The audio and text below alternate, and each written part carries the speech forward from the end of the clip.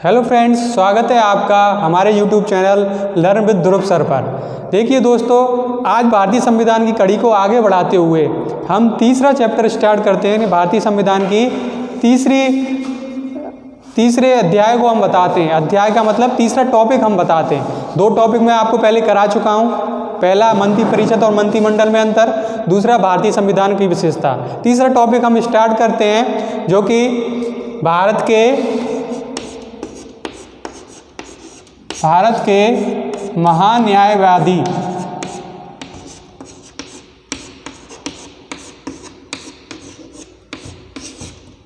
के बारे में है। देखिए दोस्तों, भारत के महान्यायवादी के बारे में मैं आज आपको बताऊंगा। देखिए, भारत के महान्यायवादी के किस अनुच्छेद में आते हैं, भारतीय संविधान के किस अनुच्छेद में आता है, कौन इनकी नियुक्ति करता है और किसको ये त्याग पत्र देते हैं। पहला महान्यायवादी हमारे देश का कौन था, अब कौन सा है, इनका कार्यकाल क्या होता है, इनकी योग्यता क्या होता है, आज हम इसका विश्लेषण करेंगे। तो दोस्तों शुरू करते हैं। तो हमारे भारतीय संविधान के अनुच्छेद 76 में महान्यायवादी को बताया गया है, यानी अनुच्छेद 76 में महान्यायवादी को बताया गया है। और भारतीय संविधान के भाग 5 में है, यानी 52 से लेकर जो भी है 123-124 तक, उसमें जो भाग 5 आता है उसमें 76 महान्यायवादी का आता है। तो भाग 5 में हमारा महान्यायवादी आता है। देखिए दोस्तों, अब सबसे बड़ी बात क्या होती है कि महान्यायवादी तो होता है, ये होते किस लिए हैं, सबसे बड़ी बात है इनका कार्य क्या होता है। तो दोस्तों इनका कार्य होता है, देखिए हम आम लोग पर भी बताते हैं। हम अगर कोई मुकदमा लड़ रहे होते हैं तो हम खुद तो लड़ नहीं सकते, हम अपना वकील करते हैं। वकील कानूनवेत्ता होता है, कानून की जानकारी रखता है, हम तो रखते नहीं हैं, इसलिए वो कोर्ट में लड़ता है हमारे पक्ष में। ऐसे ही भारतीय सरकार का, यानी भारतीय कार्यपालिका, मंत्रिपरिषद हो चाहे राष्ट्रपति हो, इनकी बातों की पैरवी करना, मतलब भारतीय सरकार की पैरवी करना सुप्रीम कोर्ट में महान्यायवादी का कार्य होता है। यानी भारतीय कार्यपालिका, हम कार्यपालिका बोल सकते हैं, कार्यपालिका की सुप्रीम कोर्ट में पैरवी करना।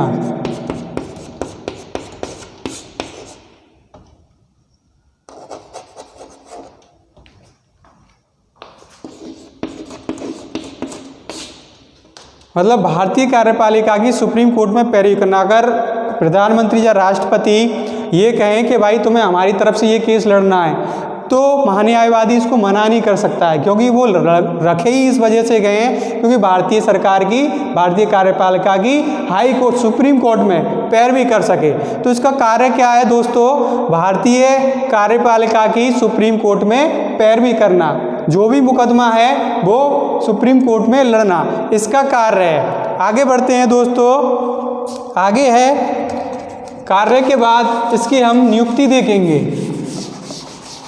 तो दोस्तों इसकी नियुक्ति, यानी महान्यायवादी की नियुक्ति कौन करता है, राष्ट्रपति जी करते हैं।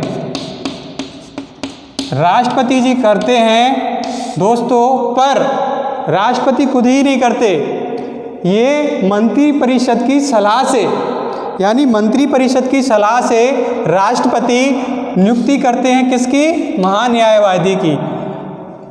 मंत्रिपरिषद की सलाह से नियुक्ति करते हैं,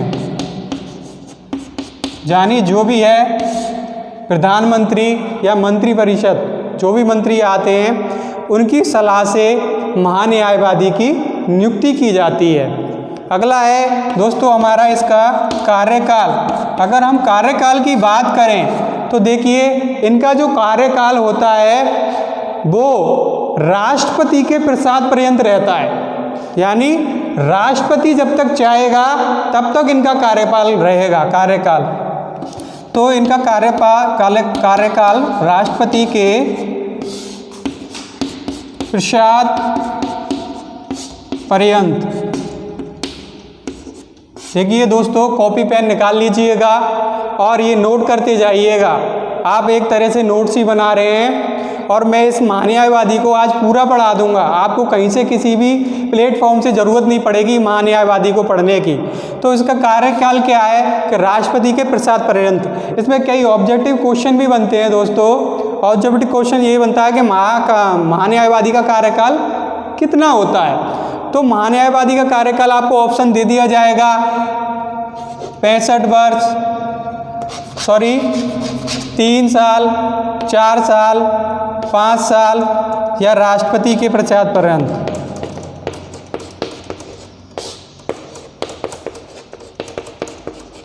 तो अक्सर जिनको पता नहीं होता है वो अक्सर करके 5 साल लगा के आते हैं, जो आपका क्वेश्चन गलत हो जाता है, आपका आंसर गलत हो जाता है। तो कार्यकाल इसका राष्ट्रपति के पश्चात पर्यंत होता है। जब तक राष्ट्रपति चाहेगा, मंत्रिपरिषद यानी प्रधानमंत्री या मंत्रिपरिषद जो भी अब ये देख लेगी कि अगर हमारे अकॉर्डिंग काम नहीं कर रहे हैं महान्यायवादी, तो वो राष्ट्रपति को बताएंगे और राष्ट्रपति उनको मना कर देगा। तो ये चीज़ है कार्यकाल के बारे में। अगले टॉपिक की ओर बढ़ते हैं दोस्तों। देखिए, नियुक्ति हो गई इनकी कार्यकाल हो गया। अब हम बात करेंगे महान्यायवादी की योग्यता की। जी हाँ, योग्यता की बात करेंगे, महान्यायवादी की योग्यता की। तो योग्यता क्या होती है? तो दोस्तों, इनकी जो योग्यता होती है, जो सुप्रीम कोर्ट के न्यायाधीश की योग्यता होती है, यानी SC सुप्रीम कोर्ट के न्यायाधीश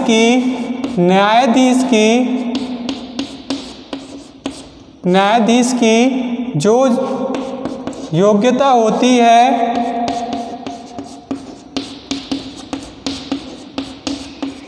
वही योग्यता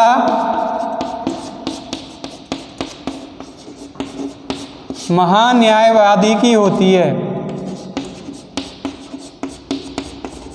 नोट कर लीजिएगा दोस्तों, कॉपी पेन लेकर।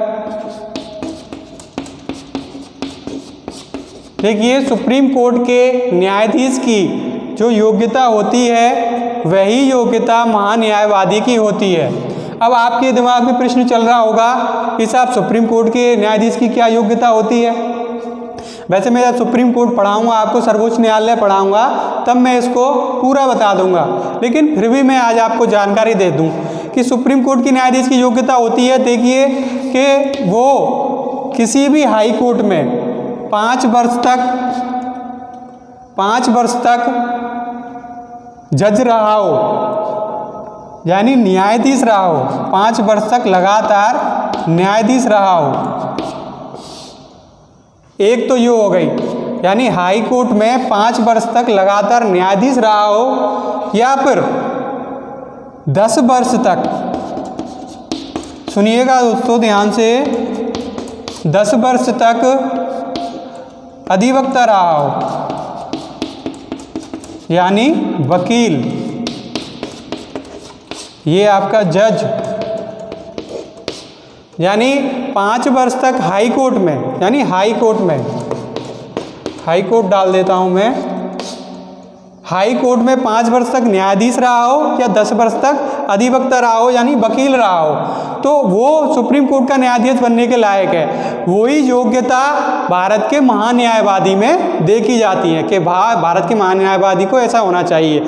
लेकिन फिर भी मैं दोस्तों एक बात बता दूं कि इन सबसे परे भी एक चीज़ है, वो है कि राष्ट्रपति चाहे महान्यायवादी सुप्रीम कोर्ट का न्यायाधीश नहीं हो, पूर्व न्यायाधीश नहीं हो, लेकिन राष्ट्रपति चाहे तो ऐसे व्यक्ति को भी नियुक्त कर सकता है जो सुप्रीम कोर्ट का न्यायाधीश ना हो, यानी उसकी नज़र में कानून का वेत्ता हो, कानून की पूर्ण जानकारी रखता हो, उसे ही राष्ट्रपति नियुक्त कर सकता है महान्यायवादी। तो दोस्त में समझ में आया होगा कि सुप्रीम कोर्ट का न्यायाधीश होने की ज़रूरत नहीं है, उसमें राष्ट्रपति को लगना चाहिए कि ये कानून का वेत्ता है, कानून का ज्ञान रखता है, कानून की से पूर्ण जानकारी है, वो उसे भी महान्यायवादी बना सकते हैं। तो दोस्तों योग्यता के बारे में हमने बताया। आपको। आगे बढ़ते हैं दोस्तों। अब बात करेंगे इनके त्याग पत्र की। दोस्तों कॉपी पेन ले लीजिएगा और कॉपी पेन लेके कॉपी में उतारिएगा। बात इनके इस्तीफे की करेंगे। इस्तीफे की तो ये इस्तीफा अपना राष्ट्रपति को ही देते हैं। अपना इस्तीफा राष्ट्रपति को देते हैं। कौन? महान्यायवादी अपना इस्तीफा राष्ट्रपति को देते हैं। दोस्तों कड़ी को आगे बढ़ाते हुए मैं एक चीज़ और बताना चाहता हूँ। अनुच्छेद 88 के बारे में और बताना चाहता हूँ आपको। अनुच्छेद 88 देखिए, ये भी रिलेटिव है महान्यायवादी से और इसमें से क्वेश्चन बहुत बनते हैं। 88 क्या कहता है कि अनुच्छेद 88 के अनुसार महान्यायवादी संसद के दोनों सदनों में की बैठक में शामिल हो सकता है। बता दूं आपको, संसद के दोनों सदनों की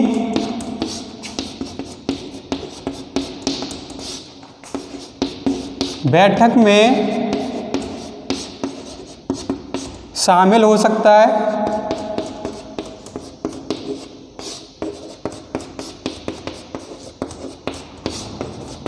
संसद की दोनों सदनों की बैठक में शामिल हो सकता है। कौन? महान्यायवादी। यानी संसद की दोनों सदन कौन से हैं? लोकसभा और राज्यसभा। दोनों की सदनों की बैठक में शामिल हो सकता है। और दोस्तों वो अपने भाषण भी दे सकता है। क्या दे सकता है? भाषण भी दे सकता है। तो देखो सदनों में भी शामिल हो सकता है उनकी बैठक में और भाषण भी दे सकता है। और तीसरी बात बताऊं मैं आपको, तीसरी बात ये है कि वो संसद की जो भी समिति बनती है ना, संसद की समिति का दोस्तों सदस्य भी हो सकता है।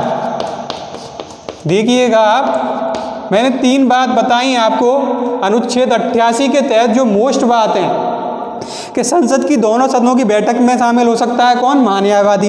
दूसरा, भाषण भी दे सकता है। कहाँ? संसद के दोनों सदनों में भाषण भी दे सकता है। और तीसरा है, संसद की कोई भी समिति हो उसका सदस्य भी रह सकता है। कौन? महान्यायवादी। जो चौथा पॉइंट है, देखिए वो सबसे मोस्ट है, जो अक्सर करके पेपरों में आता है। वो मैं बताऊं आपको कि ये मत नहीं दे सकता। गौर करिएगा दोस्तों, मत नहीं दे सकता। ये सदस्य हो सकता, ये बैठक में शामिल हो सकता है, लेकिन ये अगर वोट की ज़रूरत पड़ी, किसी एक वोट की भी ज़रूरत पड़ रही है, तो ये अपना मत नहीं दे सकता। दोनों सदनों में अपना मत नहीं दे सकता। ये प्रमुख बात है इसकी। वो संसद की दोनों सदनों की बैठक में शामिल हो सकता है, वो भाषण भी दे सकता है और संसद की समिति का सदस्य भी हो सकता है, लेकिन दोस्तों मत नहीं दे सकता। ये क्वेश्चन बार बार आ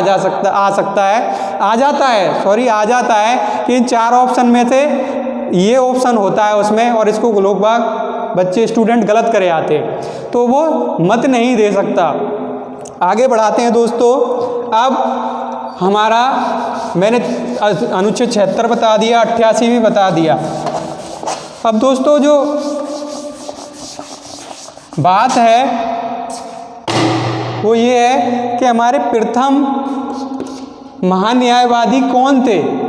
तो दोस्तों हमारे प्रथम महान्यायवादी MC सीतलवाड़ा थे। MC सीतलवाड़ा थे, जो 1950 से 1950 से 1963 तक रहे और इनका कार्यकाल सबसे ज़्यादा था। MC सीतलवाड़ा ये प्रथम महान्यायवादी थे। ये प्रथम महान्यायवादी थे। कौन दोस्तों? MC सीतलवाड़ा। और अब प्रेजेंट में अब की हम बात करें तो दोस्तों के वेणुगोपाल जी हैं। के वेणुगोपाल जी हैं अब एट प्रेजेंट में, और इनका कार्यकाल 2017 से स्टार्ट हुआ है और जून 2020 में ख़त्म होने वाला है। तो ये के वेणुगोपाल अब प्रेजेंट में है। तो दोस्तों मैंने आपको पूरा प्रयास किया बताने में, महान्यायवादी को बताने में। मैं आशा भी करता हूं कि आपकी समझ में आया होगा। फिर भी कोई बात अगर समझ में नहीं आई, क्योंकि मैंने पूरा चैप्टर लिया है महान्यायवादी का और पूरा डिटेल से आपको समझाया है, और इससे संबंधित आपका कोई भी क्वेश्चन बाकी नहीं रह गया है। फिर भी आपकी कोई कमेंट्स हो तो प्लीज़ कमेंट्स बॉक्स में डालिएगा। और दोस्तों अगर अब आप हमारे चैनल में नए हों तो हमारे चैनल को सब्सक्राइब कीजिए और बगल में बेल आइकन को प्रेस कीजिए, जिससे आपको नए नए वीडियो मिल सकें। थैंक यू दोस्तों।